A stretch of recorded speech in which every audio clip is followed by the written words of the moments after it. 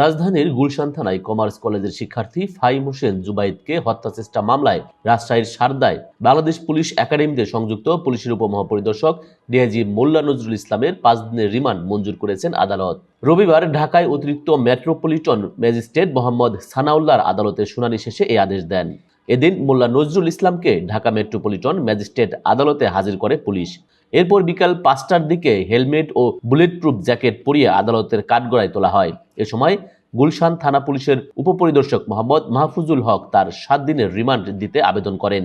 ঢাকা মহানগর আদালতের public prosecutor Omar Farooki বলেন, আসামি মোল্লা নজরুল ফ্যাসিস্ট হাসিনার অন্যতম সহযোগী। তিনি যখন জিএমপির কমিশনার তখন তিনি বিরোধী দল দমনে কাজ করেছেন, ছাত্র জনতার আন্দোলন দমাতে তিনি কাজ করেছেন।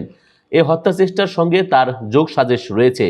সাধারণ পুলিশকে কিভাবে ব্যবহার করা হয়েছে তা জানতে তার 7 দিনের রিমান্ড প্রয়োজন। আসামি পক্ষকে আইনজীবী রিমান্ড বাতিল, কারাগারে ডিভিশন ও চিকিৎসা চেয়ে আবেদন করেন। শুনানি শেষে আদালত জামিন নামঞ্জুর করে রিমান্ডের আদেশ দেন। একই সঙ্গে অপর দুটি আবেদন নথিভুক্ত করেন।